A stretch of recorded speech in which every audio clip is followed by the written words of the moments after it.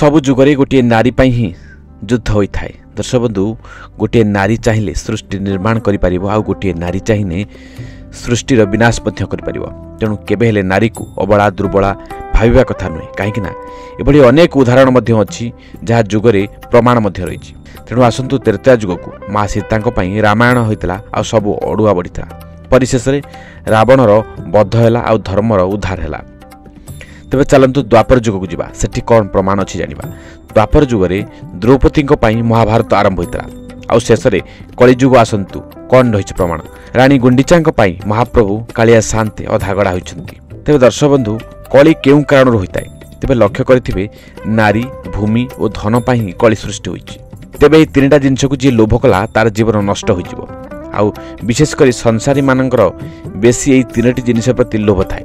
से तो राति पाइले खबर कागज रे विभिन्न खबर बाहर केउठी पुओ बाप को मारिदेलानी तो आउ केउठी भाई भाई को हत्या कलानी। तेबे यार कारण होची एई तीनटी जिनिस। तृतीय जुगरे राम रावण युद्ध हैला सबु मरी जिबा परे शेष रे रावण आसिला युद्ध क्षेत्र को। गोटे पटे राम गोटे पटे रावण महाघर युद्ध लगिला। राम जेते थर सर मारुथांती रावण मुंड कटि जाउ थाए आ पुणी थरे जोड़ी हो जाय थाए।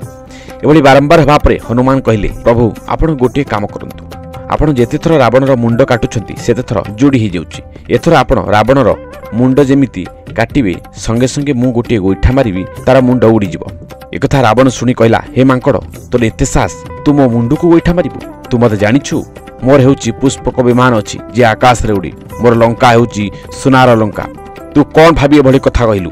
मोर 20टा हाथ 10टा मुंड 20टा आखि। तू जानिछु मु किए? मु ऋग्वेद भाष्यकार ब्रह्मांकर चतुर्थ पुरुष। मु सेई जे कैलाश पर्वत को उपाड़ी देवार सामर्थ्य रखिथिली। मु होउची सेई दशानन रावण। मोर मुंड को गोइठा मारिबाकू तू साहस करि परिलु? तू सामान्य मांकड़ होई तोर एते साहस? तापर हनुमान चुप हो जाइछंती। भगवान राम दुर्गा को आराधना करी सर मारिले एका थरकरे रावणर छाती रे पशिगला सर आउ दुमकिना तले पड़गला रावण। प्रभु राम तले पड़ जाइथिबा रावण पाखकू गले आउ पचारिले, हे रावण, तुमे होउच ब्राह्मण मानकर भितर श्रेष्ठ, तुमे ज्ञानी मानक भितर श्रेष्ठ, हेले इपरि काम काहेकि कल?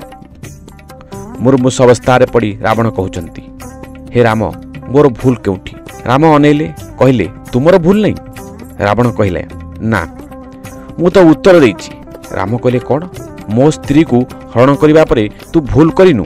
रावण कहला, कौन भूल कली? आपण गोटे नारी को अत्याचार कले। मु तो अत्याचार कर नहीं, मु ता प्रतिबदल रे गोटे नारी को आनी बंदी करी रखिथिली। मु अत्याचार कर नहीं, आपण तो गोटे नारी को अत्याचार कले। भगवान आश्चर्य होई गले आ कहले, मु अत्याचार कली? रावण कहला, हां, आपण ताको कष्ट देले। राम कहले, किए से नारी? रावण कहला, मने पकांतु, बाल्य विधवा होउची मोर भौणी सुपर्णखा। तुमे जेतेबेले पंचवटी जंगल ले थिल सेतेबेले मोर भौणी तुमको विवाह करबाकू निवेदन कला। तमे ताको ग्रहण कलनी, सेठार ताको विदा कर दी थांत। हेले तमे तो सान भाई को कहलो से तार नाक कान काटी देला। जदि ताको मारिबार थिला मारि देलनी, हेले ताको जीवन सारा रखी लोक हसा करैलो। राम कहले, ना, ताको मारिथिले नारी हत्या लागि थांता। रावण कहला, तमे कोन नारी हत्या करिना? सेदिन ताड़का असुर को मारिथिला कि? राम कहले, मु।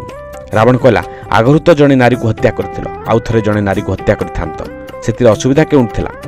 यहाँ पर प्रभु राम एभली उत्तर देले, रावणर पाटी चुप हो गला। राम कहले, हे रावण, मु रघुवंशर दायर, मु केबे भूल करिबिनी, मु जहा करिबी भाबी चिंती करिबी।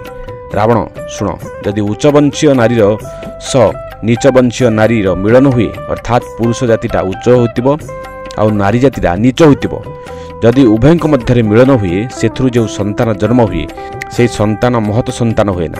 उदाहरण, उच्चवंशीय पुरुष होउचंती धर्म, नीचवंशीय नारी होउचंती कुंती, जन्म होइतिले कर्ण भलिया पुओ। उच्चवंशीय पुरुष होउचंती इंद्र, नीचवंशीय नारी होउचंती कुंती, जन्म होइतिले अर्जुन। तेबे गोटे नीचवंशीय पुरुष सहित उच्चवंशीय कन्यार जदि मिलन हुए सेथुरु जो संतान जन्म हुए से होउची पापी दुरात्मा, ताकू मारिबाकू मते पुनर्बार जन्म नेबाकू पड़े। तेबे उदाहरण, उच्चवंशीय कन्या हेले इंदुमती आउ नीचवंशीय राक्षस पुरुष हेला दुर्मिळ, जन्म हेले कंस भलिया पुओ। रावण, मु जे पर्यंत जानिथिली सुपर्णखा होउची तुमर भौणी, से पर्यंत ताकू मारि नथिली। ऋषि विश्रवांक झील कूल ब्राह्मण एक शुणा पर तार नाक कान काटिदेली। हेले रावण कहला तमे ताकू मारी थांत हेले तार नाक कान कहीं काटिल कुह। ताले शुण मु सिना जानी उच्च जाति नीच जाति सहित विवाह कले कौन फल हुए हेले तम भौणी एक जानी नथिला। जदि आउ काहाकू माया करी प्रेम करे ताहाले बड़ असुविधा होइजिवो सेतिपाई मु तार नाक कान काटिदेली। तेबे मु जहा करिछि ए संसारर मंगल पाई। रावण कहला हे राम आपण कौन भावुछंती मु माँ सीता को आनी स्त्री करने को? जदि मु स्त्री करने को आनी थांती ताहाले कौन मोर झील को तांको पाखरे जगै थांती? हे प्रभु मोर वैकुंठ जीवार समय होईगला। हे ठाकुरे मो मुंडरे टिके हाथ बुलाई दियो। जेमती प्रभु रावण मुंडरे हाथ बुलाई दैछंती रावण संगे संगे जय श्री राम कही जीवन छाड़ीदेला। तेबे दर्शक बंधु देखिले तो जेते बड़ धनी हो किंबा मानी हो जेते बड़ शक्तिशाली व्यक्ति मध्य हो किंतु भगवान आगे सब शून्य। आज एतिकी रखुची। नमस्कार।